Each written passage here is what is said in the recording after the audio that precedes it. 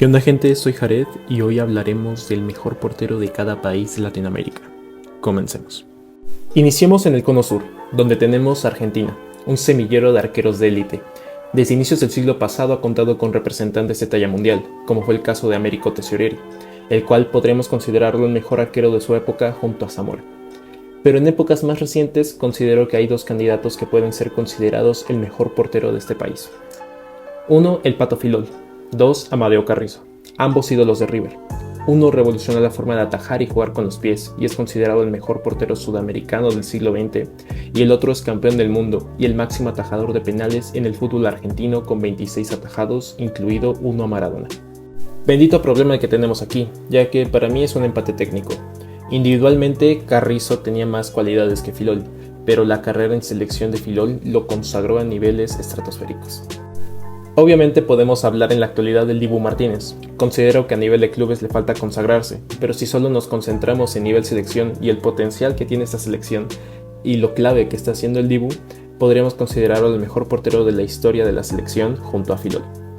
Continuamos con los hermanos chilenos, con los cuales también tenemos otro problema, ya que en su historia deportiva se podría dividir en 4 nombres en el arco, comenzando por Manuel el Maestro Guerrero, uno de los primeros íconos en la historia de Chile, el cual tuvo sus mejores años en la década de 1910, defendiendo el arco chileno en Copas América contra jugadores de la talla de Friedenreich, Scarone y Ángel Romano, entre otros, y siempre siendo vitoreado por sus grandes atajadas, incluso cuando perdía por marcadores abultados. Un jugador muy carismático y al cual encuentro ciertas similitudes con Zamora.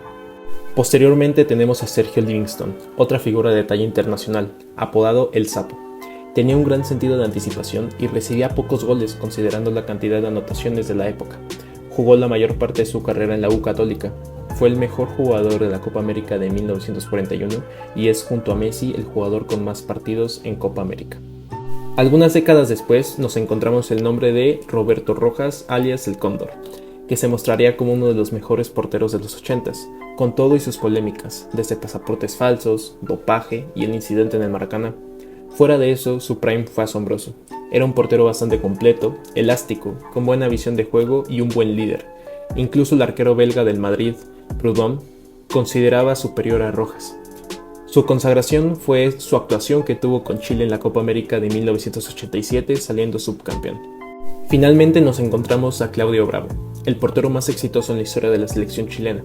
Su carrera se desarrolló principalmente en España, militando en la Real Sociedad, Barcelona y Betis, siendo su año más prolífico el 2015, recibiendo el Trofeo Zamora, el premio a mejor portero de la liga, fue campeón de Champions, Supercopa y Mundial de Clubes, además de ser campeón de América y siendo reconocido como el tercer mejor portero del mundo. Posteriormente ganó su segunda Copa América en 2016, siendo el MVP de la final, y en 2017 fue considerado el mejor portero de la Copa Confederaciones. Además ostenta infinidad de récords de imbatibilidad en España. Con todo eso en cuenta, es notoria la superioridad de palmarés entre Bravo y el resto, por lo que considero el mejor de Chile a este individuo. Aunque a nivel técnico probablemente fue superior Livingston o Rojas. Pasemos a Uruguay. Considero que hay un consenso general sobre cuál es su mayor figura en el arco, por delante de nombres como Muslera y Maspoli, el cual incluso fue campeón del mundo en ese mítico maracanazo. Tenemos a Ladislao Mazurkiewicz, espero haberlo pronunciado bien. Un arquero de gran agilidad y reflejos excepcionales, considerado uno de los mejores de la historia. Fue ídolo en Peñarol, teniendo en 1966 su mejor año, consagrándose campeón de Libertadores e Intercontinental, ganándole en la final al River Plate y al Real Madrid respectivamente, teniendo una actuación brillante en ambos torneos. Al año siguiente se consagraría campeón de la Copa América con Uruguay, y en 1970 sería considerado el mejor portero de aquella Copa del Mundo en México. Finalmente, uno de los momentos más especiales de su carrera fue participar en la despedida de Lev Yashin, sustituyéndolo en el segundo tiempo de aquel partido, recibiendo sus guantes, simbólicamente mostrándolo como el sucesor del título de mejor portero del mundo. Ahora nos trasladamos a Paraguay. No cabe duda que el mejor portero paraguayo es José Luis Chilavert, el mítico arquero goleador, que tiene a su nombre 62 anotaciones, siendo registrado como el segundo arquero con más goles en la historia. Comenzó su carrera en el Sportivo Luqueño, posteriormente estableciéndose en Argentina con el San Lorenzo y dando el salto a Europa en el Real Zaragoza en 1988. Un año después, en el 89, marcaría su primer gol como profesional en un partido de eliminatorias frente a Colombia. Años después sería vendido a Vélez, donde viviría sus mejores años, siendo figura en los títulos obtenidos por Bianchi. Desempeñaba un papel importante en los tiros libres del equipo, llegándole a marcar a Boca y River, en esta ocasión anotándole a Germán Burgos a nivel clubes y selección. Para 1994 y hasta 1999 fue considerado el mejor portero de América, además del mejor jugador de América en 1996. En 1999 se convirtió en el primer portero en la Liga Argentina en marcar un hat-trick frente a Ferrocarril Oeste. Marcó 48 goles durante su estancia en el Fortín. En 1994 sería su año más mítico, consagrándose campeón de América y derrotando al Milan de Maldini y Baresi en la Intercontinental. Además, fue nombrado el mejor portero del mundo en 3 ocasiones, 1995, 97 y 98, año donde también fue considerado el mejor portero del mundial, un absoluto genio. Continuamos nuestro viaje y nos establecemos en Brasil. ¿Qué podemos decir de los brasileños? Aunque no se hable mucho de su línea defensiva, Brasil nos ha traído una gran cantidad de talentos, como los campeones del mundo Leao y Tafarel, además de Moacir Barbosa, Dida, Julio César, Ceni y actualmente Alisson y Ederson. Pero el que se posiciona por delante de estos nombres es Gilmar, el mítico arquero de los 50s y 60s, el cual poseía una gran habilidad y reflejos felinos, realizaba tajadas muy vistosas. Se hizo figura en Corinthians, pero fue fichado por el Santos de Pelé, donde se consagró, alzando 2 veces la Copa Libertadores y por partida doble la Intercontinental, frente al Benfica de Eusebio y el Milan de Rivera y Altafini. Para esas fechas ya contaba con un mundial, el de 1958, y 4 años después repetiría en Chile, ganando su segunda Copa del Mundo, un palmarés envidiable. Cruzando a Bolivia nos encontramos a Vicente Arraya, que es por muchos considerado el mejor arquero en la historia de este país. Otro arquero acrobático y arriesgado de mediados del siglo XX, gran figura en The Strongest, donde mostró su mejor faceta. En 1941 se enfrentó al Independiente de Arsenio Érico y compañía, a los cuales derrotaron por un 3-1, una gran hazaña. Tras su gran actuación en ese partido, dirigentes argentinos consideraron ficharlo, concretándose su traspaso al Club Atlanta, siendo el primer boliviano en ser fichado por un equipo extranjero, donde durante su estancia fue nombrado la Flecha Andina. Fue el portero indiscutible de Bolivia durante los campeonatos sudamericanos de 1945 y 49, donde Bolivia logró un histórico 4.º lugar. Finalmente también participó en el Mundial de 1950, donde jugó su único partido frente a la selección de Uruguay. Ahora, pasando a Perú, podemos hablar de 2 grandes figuras en el arco, ambas de inicios y mediados del siglo XX. Por un lado tenemos a José Soriano, uno de los mejores arqueros de Sudamérica en los 40s, precursor de la Chique y un gran líbero. Formó parte de la máquina de River junto al Charro Moreno, Pedernera y La Bruna. Incluso, debido a su prestigio, fue el capitán de ese gran equipo. Por otro lado tenemos a mi consideración el mejor portero peruano, Juan Valdivieso, un arquero bastante elegante como se acostumbraba en su época, inicios del siglo XX, caracterizado por reflejos rápidos y una gran capacidad para atajar penales.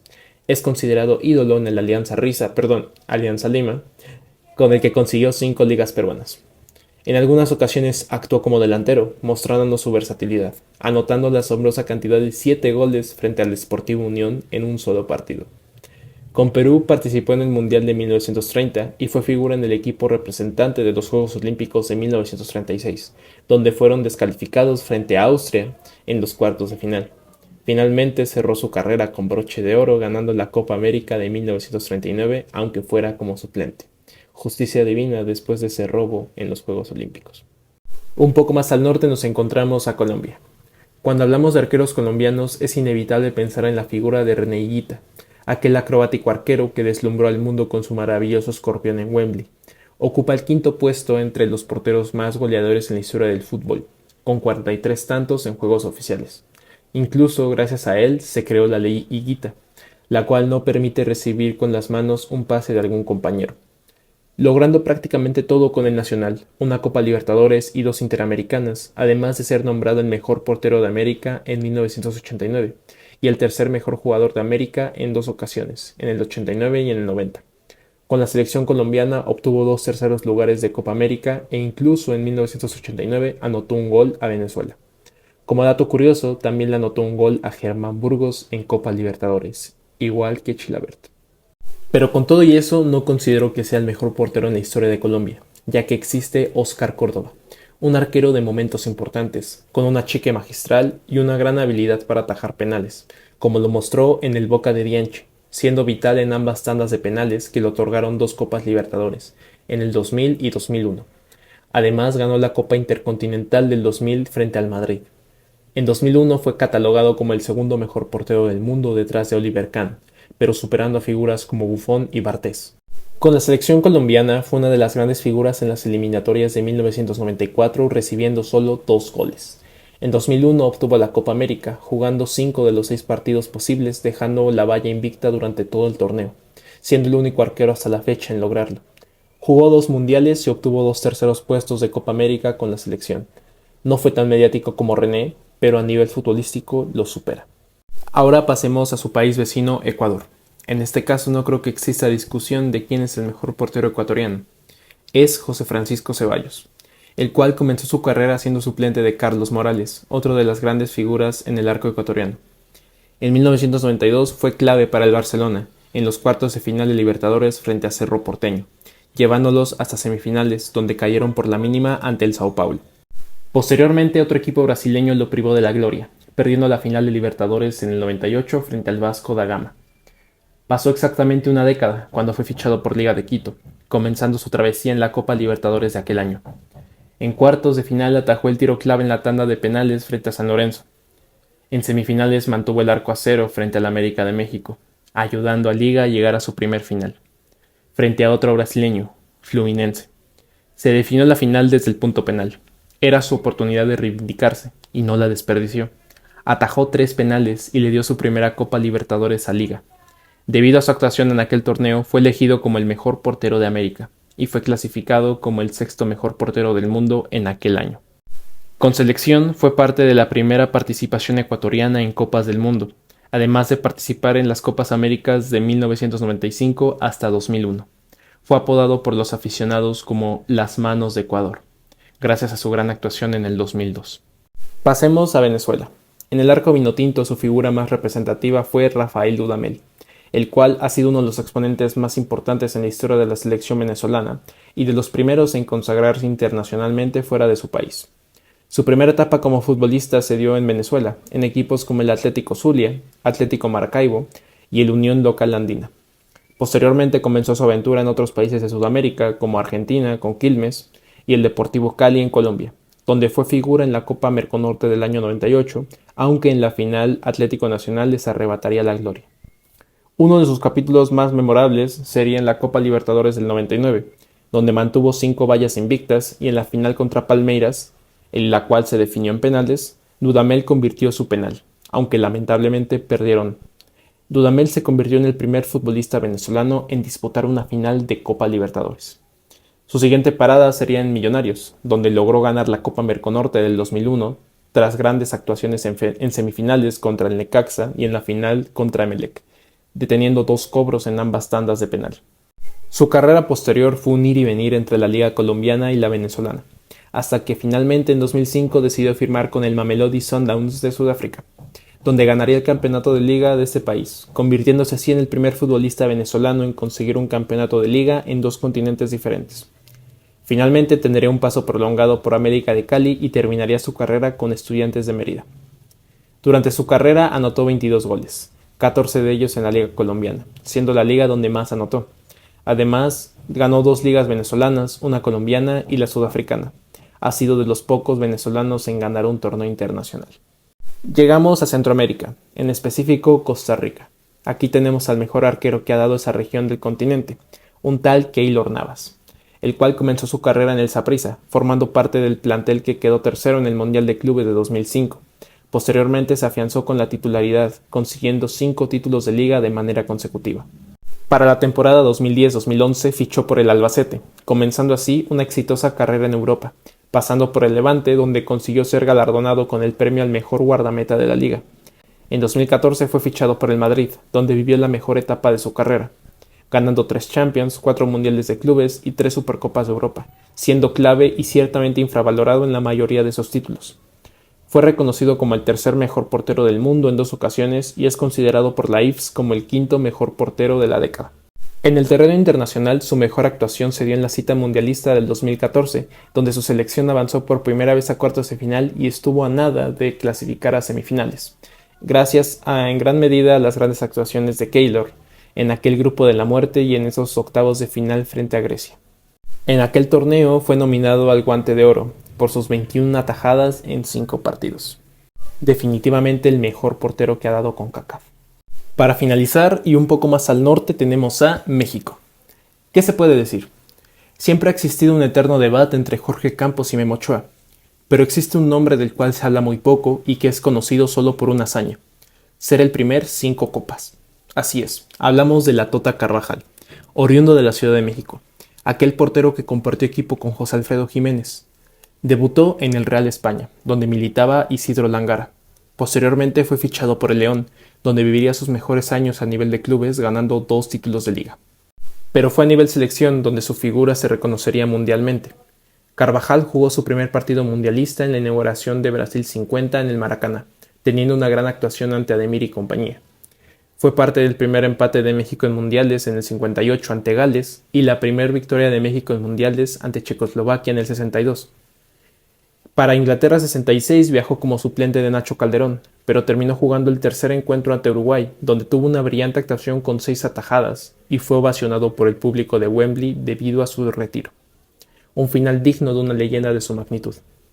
Es reconocido por algunas revistas como la World Soccer, Placar de Brasil y Botebal de Países Bajos entre los 100 mejores jugadores del siglo XX y uno de los 10 mejores porteros de la historia por Botebal. Su fama y grandes actuaciones en mundiales llamaron la atención de Santiago Bernabéu, el cual le ofreció un contrato para jugar en el Real Madrid, pero en un acto un tanto ingenuo prefirió mantenerse en casa y seguir jugando en León, una anécdota más que curiosa. Debido a estas hazañas y el renombre mundial que tuvo, lo considero el mejor portero que ha tenido México por sobre Jorge Campos y Memo Ochoa. Así termina este segundo video del canal. Te invito a que dejes un like y comentes qué te ha parecido y cuáles son tus elecciones en cada país. Chao.